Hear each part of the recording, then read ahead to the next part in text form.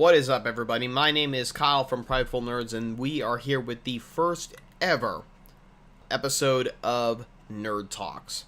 So, guys, I want to go ahead and start talking about the main subject. I know the first episode I said I wanted to go ahead and go over, like, the history of Halloween and everything like that, just for kind of like a fun first episode. But I decided, because it literally is in the middle of September, I decided to push that back until next episode, which is going to most likely be released in October, or at least a little before then. It'll kind of be closer to the season. So I decided I wanted to go ahead and talk about No Man's Sky, AAA hype, and is it worth getting pre-orders anymore? So pretty much, guys, I want to go ahead and start talking about how No Man's Sky, how did this hype just go overboard, and how the hype became so big that it basically collapsed on itself. How No Man's Sky built their house of cards, and then upon release day, it literally just collapsed into this gigantic heaping pile of shit. So No Man's Sky got its debut back in 2013 at VGX Gaming. And how it was basically able to get so much hype was because it actually was kind of a quiet year that year, especially for indie games. As far as the AAA titles go, that back then there was The Last of Us, there was Injustice Gods Among Us, BioShock Infinite, a couple re-releases and things like that. But really, as far as new games and anything like that, everybody kind of already saw the release of these big title games at E3 and other gaming events, so really VGX was kind of just hashing out a release as far as like as BioShock Infinite and everything like that. So everybody already kind of knew about these games. But really, No Man's Sky just came out of nowhere, and it received a lot of hype. I remember that a lot of little gaming, and this was released out of the UK. No Man's Sky is based out of the UK. It really spread around all the gaming magazines and everything in Europe. And it took a little while for it to get over here to the US, but once it came over here to the US, it just blew up in hype. And really how it gained so much hype was because it promised everything in the universe. It literally did. It promised everything. It was promising a multiplayer experience. Will you be able to play with your friends? Yeah. Is there a competitive element to this game? Yeah, if you want that, yes. Can you grief other players? A little bit. Another thing that was really, really appealing to No Man's Sky was the different worlds. You know, they were offered, what was it, 3 quadrillion planets that were just going to be randomly generated.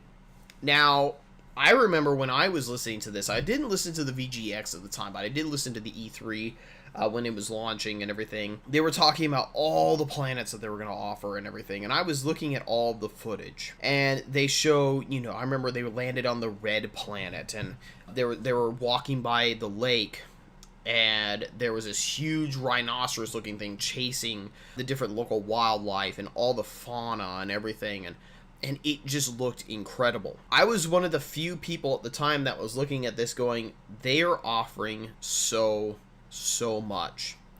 There's no way they can live up to this hype. Not with a game of that size. There is no way they could keep all these promises. When this is a lesson learned for all of us. I think when a game comes out and they promise so much, look at that with extreme criticism. Criticize everything, because whenever a game wants to promise so many things, you really got to look at it and go, is there a way that they can make thousands upon thousands of planets? Random seed generators, right?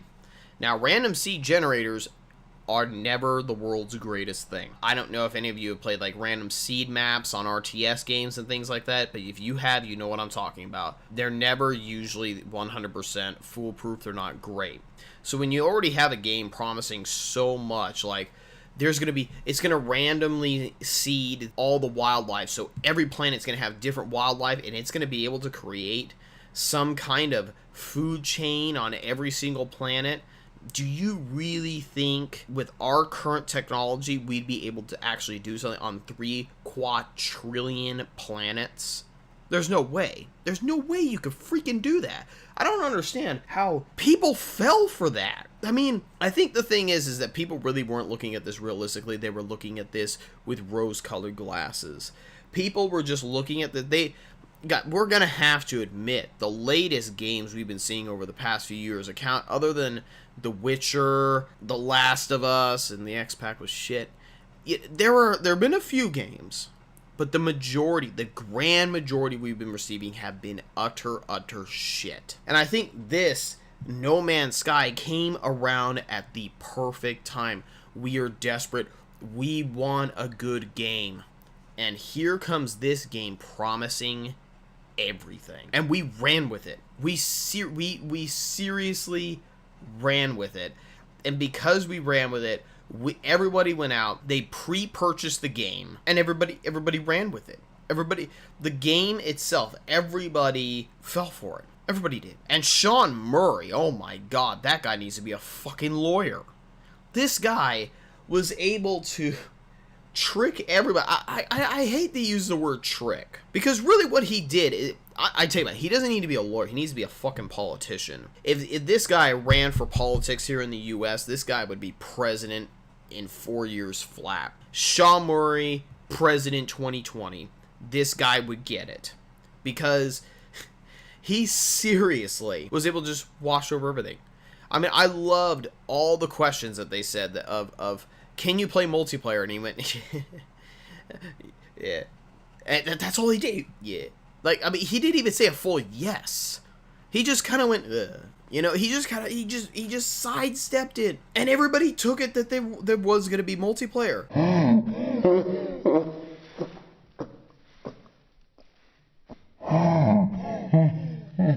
This is something that I seriously thought was interesting. A week before launch, Hello Games already started doing damage control. They went out and they said, guys, do not expect multiplayer. And what I found even more interesting is a lot of these YouTubers who were kind of vying for No Man's Sky, they didn't come out and say, guys, they're saying there's not going to be multiplayer. They just kept quiet. And all the fanboys of No Man's Sky also went silent. The hype stopped. Everything just went silent. And then Sean Murray started coming out going like, okay, look, you can't expect the world of No Man's Sky. You know, don't just assume at first that the game is shit. Now, he didn't say that exactly, but he said, you guys need to go out and experience it all for yourselves. You guys don't just judge it at face value. In other words, guys, this game is not going to be what you thought it was. Everything we've been telling you so far, promising you the universe, we didn't quite get to that. We kind of half-assed it, and really it's just kind of like this survival game, kind of like everybody else, you know? And you know, this is just, you collect shit, you build shit, you go to the next planet, you build shit. It looks the same. It's just a different color than the last one. You got freaking aliens that look like dicks. You know, they're gigantic running dildos. Expect that. Don't expect what we showed you at E3 and VGX. Don't expect that. Just take it for what it is. Just shut up and take it for what it is. And please don't demand your money back. Give us like 5-6 months to release patches. That way, you know, it goes over the return policy and everything, and then, you know, the game will be shit still then. But yeah, don't get upset about it. That literally is what they were pretty much saying, and nobody talked about it. And the thing is that on Prideful Nerds, my channel, I was actually planning to buy this game. The thing is, though, about it, and what I noticed, there were a few people who were able to start playing this game early. They were streaming it on Twitch. And the thing was when they were streaming it, it would go down in like 30 minutes to an hour after they started streaming because they got taken down. And James and I were watching this. It looked shit. It looked so bad. And then I started going around, I started reading all the Twitter comments and everything that Hello Games is doing. I'm like, oh my god, they're already starting to handle the fallout. I decided to give it a pass because I wasn't willing to waste $60 for this game. There was no way. But before the release and everything, I saw the fallout coming. And if you guys seriously looked at it, go back in time. No, don't go back in time. What the fuck? There's no way you can go back in time. Go to the Twitter of No Man's Sky and try and go back to a week before the release. and you could just see the trail of shit that they started leaving behind. And it's amazing because if you go back the week prior, they're going, oh my god, it's going to be amazing, this is the coolest thing. And then a week before the release, I think that's when it hit them and they went, oh shit, we have been just giving them shit this whole time. We just took it and we just ran with it.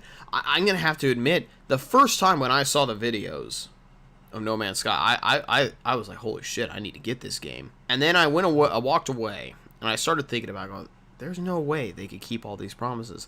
So I just kind of sat back. Guys, there have been too many times where games just overhype themselves. Call of Duty is a master at this hype, where they basically promise all this new shit, and yet it's the same game over and over and over. I'm serious. Guys, if you like Call of Duty, or if you have Call of Duty, get all the last 3 years of games that Call of Duty, that Treyarch has released, all the Call of Duties, all 84 of them that they've released in the last 3 years, and play them. Play their campaigns all through, every single time. Every single time. And tell me they're all different. Because there's no way you're going to be able to. They're all the fucking same. When you play one Call of Duty, you played every single one of them. But every time they promise all this new shit. Kevin Spacey, exosuits, the new gun mechanics. It's all the freaking same. I mean, it's like, and they promise so much, and they hype so much, and they get all these fanboys out to Best Buy at freaking 12 at night to buy the same game they got last year. The characters look different, but the game mechanics, it's all the freaking same. It's gonna have the same multiplayer where you get the hackers in there, and everybody's running around like they're on freaking drugs. They took some speed, and they gotta take a freaking massive shit, and they're running all over the place. It's the same thing every time. You can't do anything, because the minute you just get into multiplayer, there's some freaking kid behind you who's gonna freaking stab you with a knife, and you're dead, and you're wondering what the fuck just happened. And the only way you're gonna be able to win is if you do the same thing. You're running around at 50 miles an hour, just shooting everywhere. Just shoot. You just shoot. You'll hit something eventually. Throw a grenade when you get it. Don't aim it anywhere, just throw it. Someone's bound to run into the damn thing. And every year, they manage to get millions in sales. It's just a carbon copy of the last one. How do they do it? Hype. They hype the shit out of it. They go to IGN. They pay the $3 million fine to give them a 10 out of 10 like they always do. Never trust IGN scores, okay? You can't just go to IGN. You gotta go to IGN. You gotta go to Metacritic. Go to the Steam things. That's how you judge a game. You just can't go to IGN. IGN used to be good. They used to be respected, but I'm sorry, there's too much. I'm gonna make a video about IGN, and we're gonna get into all the stupid backroom politics that goes on with IGN, where they just it's ridiculous how IGN does it. Their ratings, it's all based off how much money they're willing to donate to IGN. It basically, when I look at a score on IGN, if it's anything below 7, that means that the check bounced or something. The corporation just didn't give IGN enough money to give them to justify an 8 or a 9. And if it's a 10, then it was probably freaking EA. They just handed them, here's $20 million, give us a 10 out of 10. Okay, because it's great. It would be like a 10 out of 10, and then you'll see on the actual user ratings is like a 6. It's like, what the fuck? Anyway, we got sidetracked, but this is all about hype. And what can we do about the hype? It's simple. Don't buy pre-orders. And I already see so many people, well, Kyle, you get extra stuff with the pre-order. Let's see what you get. What do we get with pre-orders anymore, guys? Sometimes you'll get a cheap statue that you could buy on Amazon in 2 or 3 months for like $20, okay? And you get an art book. I'm going to tell you something about the art book, because there are some people that just legitimately, they'll come up to me and they'll say, I love the art book. And I just look at them and say, you're full of fucking shit. Look up any game that you love right now. Go on to freaking Google. Keep the video running, though, obviously, because I'm going to give you instructions. Get a new tab, look up your favorite game, and type, like, let's say, The Witcher 3 Collector's Edition Art Book Wallpaper. Look it up. You will see all the freaking art from the art book. There you go. And even better, it's not in book form. You can freaking use it as your desktop wallpaper. And if you want it as a book, freaking print it out, because it's going to be cheaper than what you would have spent for the stupid freaking collector's edition. Half the time you get that, you'll get a freaking soundtrack, which you can easily, if you love the music. I personally love the music from The Witcher 3. I think that they did such a great job. Just look it up on YouTube. YouTube has it, guys. Just look it up on YouTube, Witcher 3 OST. It's right there. There you go. I didn't need to spend $89.99 for the collector's edition. Or even better, now they have collector's editions, and they'll have like a legendary collector's edition where you get even more worthless shit that you don't even need. It's not worth your money, guys. For me, I'm a broke college student. I don't have a lot of money. I can't afford freaking collector's editions. And at the end of the day, you might get some stuff from the DLC. But the thing is, watch. When you order the collector's edition, you'll get like some cheap, just random. A prime example of this was Mass Effect 3's collector's edition. I remember that the first thing they got was the Prothean thing, From the Ashes. It was the Prothean thing. You got it free with the DLC. The DLC was $79.99 at the time. You spend an extra $20, you just get all this worthless shit, including From the Ashes. From the Ashes came out, and it was freaking $8.99 for the shit. So in other words, I just got done spending an extra $15 that I didn't need to for the collector's edition because of the taxes and shit that I also had to pay for the freaking collector's edition. And because this was the last collector's edition I ever purchased, and after that I was like, holy shit, I don't need to do this anymore. I don't need to buy these collector's editions. At the end of the day, I spent, like I said, an extra $15 for all this shit that I didn't need to. And really, there was no point to having it. I got this stupid art book that I just pulled it out. I haven't looked at the dang art book. You know what so many people do with the art book? You just flip through it once and go, okay, yeah, whatever. There's never been an art book I've wanted to go look at it again. And I just got done looking it up. Mass Effect 3 Collector's Edition art book wallpaper. I see it all right here. It's all right here. And guess what? This is free. And even better, I can use it as wallpaper on my freaking desktop. Now it's no longer on paper. It's now in my computer. I can go right now and right click and go save as picture, and now I can keep it forever. There you go. It was free too. Do not buy collector's editions. What you guys need to do, the thing is that gaming companies like Hello Games, No Man's Sky is realistically worth $30. It's nothing more than a builder. It's like Minecraft in space. They should have charged just $30. Realistically, that's what the game is worth. And they charged a AAA title because they got all this hype. And they felt like they can get away with it. And you know what? Valve actually came out and did something right for once. And offered returns despite how many hours of gameplay you have when you pre-ordered it. And they're allowing returns. And No Man's Sky, Hello Games has taken such a huge hit. You've got less than 35% approval rating on Steam right now. Overwhelmingly negative reviews out of over tens of thousands of reviews. I feel for once, all of us have been able to take the rose-colored glasses off and look at this and go, this is shit. And hopefully now we can stop the hype train.